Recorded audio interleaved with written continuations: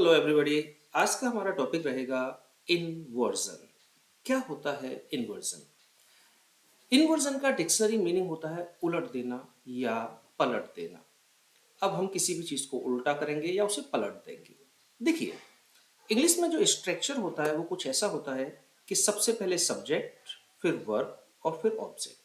एक चीज याद रखना, जब हम वर्ड यूज करते हैं वर्ब, तो उसमें मेन वर्ब और हेल्पिंग वर्ब इंक्लूड है, यानी कि यहाँ दोनों ही है, मेन वर्ब भी और हेल्पिंग वर्ब भी। तो नॉर्मल स्ट्रक्चर हमारा होता है कि सब्जेक्ट उसके बाद वर्ब आती है, लेकिन इसे हम पलट दें, यानी कि वर्ब को हम ले लें पहले और सब्जेक्ट को लें बाद में। तो जब भी हम ऐसा सेंटेंस बनाएं जिसमें वर्ब यानी कि मेन वर्ब या हेल्पिंग वर्ब हमारी पहले आ जाए और सब्जेक्ट आए बाद में, तो अगर ऐसा स्ट्रक्चर बनता है तो उस स्ट्रक्चर को हम कहते हैं इन्वर्जन। अच्छा, ध्यान से देखो, इंटेरोगेटिव सेंटेंस में आपको कुछ ऐसा मिलता है ना। पहले हेल्पिंग वर्ब आती है, फिर आपका सब्जेक्ट आता है। तो क्या इंटेरोगेटिव सेंटेंस इन्वर्जन है? हाँ जी, इंटेरोगेटिव सेंटेंस इन्वर्जन ही है। ठीक है, चलिए आज देखेंगे इन्वर्जन क्यों यूज करते हैं, कहाँ यूज करते हैं, कैसे यूज करते हैं।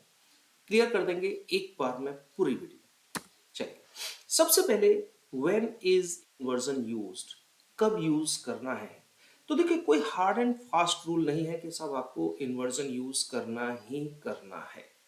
ठीक है, देखिए क्यों और कब यूज करते हैं। सबसे पहले तो देखो, अगर सेंटेंस को थोड़ा सा आपको सरप्राइजिंग दिखाना है तो आप इन्वर्जन यूज कर सकते हैं। सरप्राइजिंग सेंटेंस आपको दिखाना है तो वो आप एक्सक्लेमेटरी में भी दिखाते हैं। हाँ, तो कुछ जो सेंस एक्सक्लेमेटरी सेंटेंसेस में निकलता है, इन्वर्जन सेंटेंसेस में भी वही आपका सेंस निकलता है, सरप्राइज वाला। और स्ट्राइकिंग यानी कि अट्रैक्टिव बनाना है, थोड़ा सा उसे बोलने में सुनने में अट्रैक्टिव लगे, तो आप इन्वर्जन का यूज कर सकते हैं। या फिर अनयूजुअल, कोई सिंपल नहीं रखना, थोड़ा सा सेंटेंस अलग टाइप से लिखना है जिससे लोग ये जाने कि हाँ, ये इंग्लिश का बड़ा अच्छा जानकार व्यक्ति है। तो सिंपल लिख देंगे तो कैसे काम चलेगा, तो वो ये कहेंगे इतनी तो हमें भी आती है ना। तो बस हार्ड एंड फास्ट टूल कुछ भी नहीं है, सिर्फ इतना है कि अगर थोड़ा सा आपको सरप्राइज देना है, यानी कि एक्सक्लेमेटरी टाइप में सेंटेंस बनाना है, उसका सेंस निकालना है, तो आप इन्वर्जन का यूज कर लो। थोड़ा सा अट्रैक्टिव बनाना है तो इन्वर्जन का यूज कर लो। या थोड़ा सा सिंपल नहीं रखना, थोड़ा सा अलग टाइप से रखना है, तो इन्वर्जन का यूज कर लो। यहां मैं दो सेंटेंस आपको देता हूं। सेंटेंस है, seldom has he scene such beautiful flower. अब आप यहां देखेंगे कि सब्जेक्ट से पहले वर्ब आ गई, यानी कि हेल्पिंग वर्ब आ गई, तो ये इन्वर्जन है। ठीक है, अब है तो ये एफर्मेटिव सेंटेंस टाइप में, लेकिन इसका जो मीनिंग निकलेगा वो है कि this sentence emphasises how beautiful flower it is. तो जब हम इस सेंटेंस को बोलेंगे तो वो एक सरप्राइज टाइप में आएगा, जो हमारा एक्सक्लेमेटरी सेंटेंसेस में आता है। ठीक है ना, कि हाँ कितना सुंदर फ्लावर ये है। अब वो कहेंगे, ओ इतना सुंदर फ्लावर उसने नहीं देखा, शायद ही कभी देखा है उसने, इतना सुंदर फ्लावर उसने शायद ही कभी देखा है। थोड़ा सा हम उसको अट्रैक्टिव कर रहे हैं, थोड़ा सा सरप्राइजिंग बना रहे हैं, तो हमने इन्वर्जन का यूज यहाँ कर लिया। इसी चीज को अगर मैं ऐसे कह दूं कि she has seldom seen such beautiful flower, तो ये एक सिंपल सेंटेंस है, इसमें कुछ नहीं है कि शायद ही उसने ऐसा सेंटेंस, ऐसा सुंदर फूल कभी देखा होगा।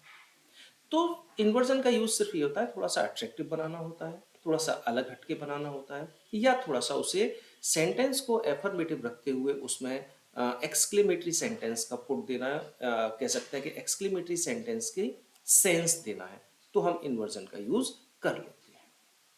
आगे देखें, कब इन्वर्जन यूज होना है और कब नहीं होना। तो याद रखें, when the adverb modifies the whole phrase, phrase क्या होता है, पार्ट ऑफ अ सेंटेंस या कह सकते हैं ग्रुप ऑफ वर्ड। तो जब पूरे के पूरे फ्रेज को मॉडिफाई किया जाता है, पूरे फ्रेज की विशेषता बताई जाती है, कोई भी एडवर्ब बताता है, तो हम यूज करते हैं इन्वर्जन। लेकिन अगर पूरे फ्रेज की विशेषता नहीं बताई जा रही, केवल मॉडिफाई हो रहा है, नाउन नाउन की विशेषता बताई जा रही है, तो किसी भी कीमत पर कभी भी इन्वर्जन का यूज नहीं होगा। सेंटेंस से चेक करते हैं। Hardly had he entered the village when his father died. यहां एक एडवर्ब आया है हार्डली, और उसके साथ पहले आई है हेल्पिंग वर्ब, फिर आया है सब्जेक्ट। इसका मतलब ये हो गया इन्वर्जन। अब इन्वर्जन क्यों यूज किया? इसलिए किया क्योंकि ये जो हार्डली वर्ड है ये पूरे इस सेंटेंस को, ये वाला जो है इस फ्रेज को क्वालिफाई कर रहा है, इस फ्रेज की विशेषता बता रहा है कि मुश्किल से वो गांव में घुसा ही था। यहाँ इसकी विशेषता नहीं बता रहा है कि पूरे सेंटेंस को क्वालिफाई कर रहा है, तो उसको मॉडिफाई कर रहा है, तो हम इन्वर्जन का यूज करेंगे। लेकिन अगर मैंने लिखा hardly any one pass this exam, तो यहां पर हार्डली जो है केवल इस को जो है मॉडिफाई कर रहा है, एनी वन कोई भी, ये प्रोनाउन को है। तो जब नाउन या प्रोनाउन को मॉडिफाई करता है तो फिर हम जो है इन्वर्जन का यूज नहीं करते हैं। ओके, तो इन्वर्जन का यूज केवल तब होगा जब पूरा एक फ्रेज मॉडिफाई हो, केवल नाउन या प्रोनाउन जो है मॉडिफाई होगा तो हम इन्वर्जन का यूज नहीं करेंगे। नॉर्मली हम क्या करते हैं, रट लेते हैं, हार्डली सीक्रेटली के साथ इन्वर्जन यूज होगा, नेवर के साथ इन्वर्जन यूज होगा, नॉट ओनली के साथ इन्वर्जन यूज होगा। नहीं नहीं, यूज तो होता है उनके साथ, लेकिन होता तभी है जब वो पूरे फ्रेज को मॉडिफाई करते हैं, ना कि किसी नाउन या प्रोनाउन को। चलिए आगे देखते हैं। Some negative adverbs and adverb phrases that are often used with inversion. अब देखते हैं वो कौन कौन से एडवर्ब हैं या एडवर्ब फ्रेजेस हैं जो इन्वर्जन में यूज होते हैं। हार्डली जो अभी किया था, not only, no sooner, rarely, only then, never, seldom, in this way, little, nowhere, only later, secretly, in no way, on no account. ये वो हमारे एडवर्ब हैं या एडवर्ब फ्रेजेस हैं जो इन्वर्जन में यूज होते हैं। देखिए कैसे, मैंने एक यहाँ लिया, no sooner I saw the snake I ran away, ये इनकरेक्ट है। क्यों है? यहाँ एक एडवर्ब आया है नो सूनर, ये रहा हमारा, इसके साथ हमें इन्वर्जन यूज करना है, लेकिन करना जब है जब ये पूरे फ्रेज को मॉडिफाई करे। तो देख लेते हैं, नो सूनर यानी कि एज सून एज कह सकते हैं उसको, जैसे ही, बिना देरी किए हुए, जल्दी से जल्दी मैंने स्नेक देखा, तो ये आई को मॉडिफाई नहीं कर रहा, पूरे फ्रेज को मॉडिफाई कर रहा है कि जैसे ही मैंने स्नेक को देखा मैं भाग गया। तो इसके साथ इन्वर्जन लगेगा। कैसे लगेगा? नो सूनर, अब नो सूनर के तुरंत बाद हमें हेल्पिंग वर्ब चाहिए सॉरी, हेल्पिंग वर्ब कहां से मिलेगी? इस सेंटेंस के टेंस से, ये पास्ट इंडेफिनिट का है तो डिड लगेगा। नो सूनर डिड आई, अब डिड लग गया तो वर्ब की फर्स्ट फॉर्म लगेगी see, a snake when, no sooner के साथ कंजंक्शन व्हेन जरूर लगता है, आई रैन अवे, तो ये करेक्ट हो गया। और देखते हैं, only later I found the truth I did not tell anybody. Only later, केवल बाद में, आई फाउंड द ट्रुथ यानी कि पूरा ट्रुथ पता करने के बाद ही। अब यहां ये ओनली ट्रुथ मेरे को, आई को मॉडिफाई नहीं कर रहा, उसकी क्वालिफाई नहीं कर रहा, उसकी विशेषता नहीं बता रहा, बल्कि इस पूरे सेंटेंस की विशेषता बता रहा है। ये फ्रेज है हमारा, तो इन्वर्जन लगेगा।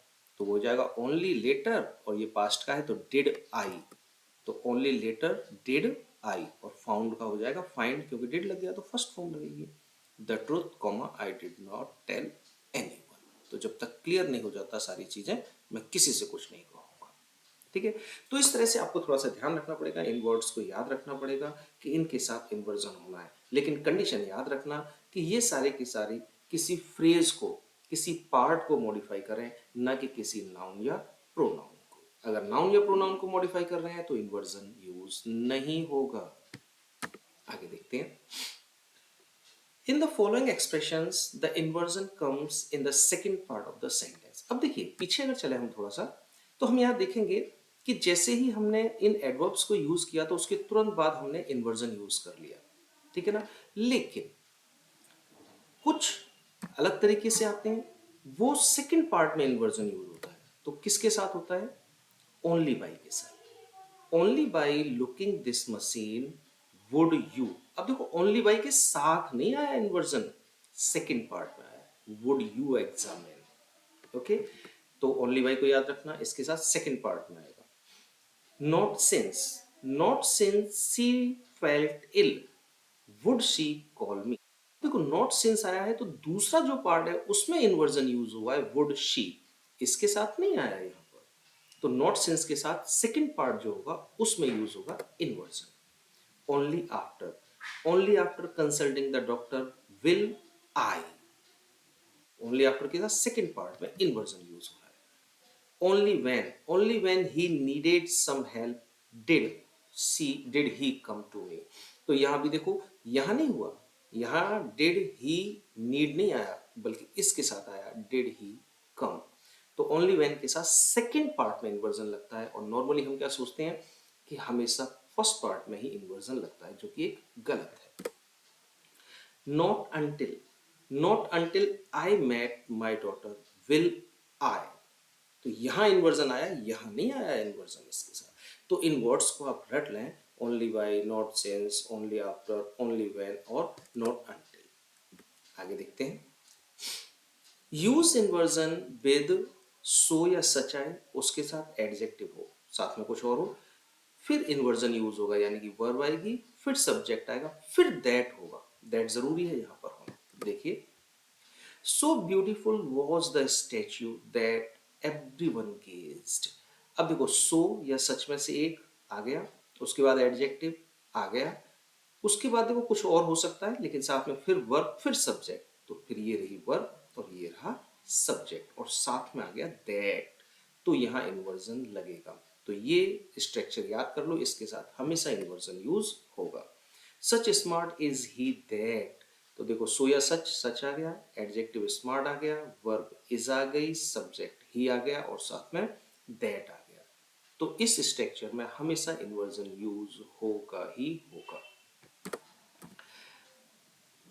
Inversion is place of if conditional. तो इफ कंडीशंस के जो सेंटेंस होते हैं उनमें भी हम इन्वर्जन का यूज करते हैं, लेकिन यहाँ मोस्टली हम क्या करते हैं, जो हेल्पिंग वर्ब यूज करते हैं वो हैड, वर या शुड का यूज करते हैं मोस्टली। वैसे तो किसी का भी कर सकते हैं, लेकिन इनका ही ज्यादा यूज होता है।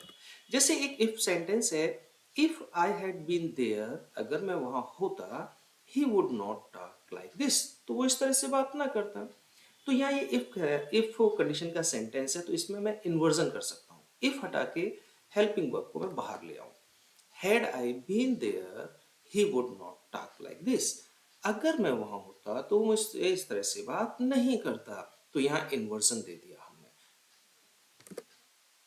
दे should need some notes contact me, तो इफ हटा के शुड को बाहर ले आइएगा, तो हो गया should they need some notes contact me. तो इफ कंडीशन में भी हम इन्वर्जन का यूज कर सकते हैं। अब इफ कंडीशन नॉर्मली सबको मालूम होती है, लेकिन जब आप इन्वर्जन यूज करेंगे तो जिसको थोड़ी कम इंग्लिश आती है उसे लगेगा वो बहुत होशियार बच्चा, पता नहीं यार क्या क्या बोलता है ये। ओके चलिए आगे देखते हैं, ये लास्ट होगा इसका। Inversion is used if an adverbial expression of place. Adverbial expression of place का मतलब है वो एडवर्ब जो प्लेस, स्थान के बारे में बताए, is used at the beginning of the sentence। अब जो एडवर्ब है, वो एडवर्ब एक्सप्रेशन कहें या एडवर्बल फ्रेज कह लें हम उसे, फ्रेज का मतलब होता है दो या दो से अधिक शब्द मिलकर। अगर वो स्थान के बारे में बात कर रहे हैं, प्लेस के बारे में बात कर रहे हैं और सेंटेंस के शुरू में है, तो फिर उसके साथ हमेशा इन्वर्जन लगेगा। जैसे on the table was the book. अब देखो ऑन द टेबल ये एडवर्बल फ्रेज या एडवर्बल एक्सप्रेशन है और स्थान को बता रहा है, प्लेस को बता रहा है, टेबल पर, टेबल स्थान हो गया, तो उसके साथ हमेशा इन्वर्जन लगेगा, was the book, the book was नहीं होगा यहाँ पे। राउंड द कॉर्नर, कोने से मुड़कर, डिड अ पुलिसमैन केम। तो यहाँ राउंड द कॉर्नर, कोने से मुड़कर, तो कोने को बता रहा है ये प्लेस, स्थान को निरूपित कर रहा है, स्थान के बारे में बता रहा है, तो उसके साथ इन्वर्जन का यूज होगा। तो बस मोस्टली इन्वर्जन का यूज इसी जगह पर होता है और कहीं नहीं। लेकिन एक चीज हमेशा ध्यान में रखना, इन्वर्जन केवल तभी यूज होगा जब वो किसी फ्रेज को मॉडिफाई करेगा, पूरे फ्रेज को, न कि किसी नाउन या प्रोनाउन को। ओके, चलिए बाय बाय।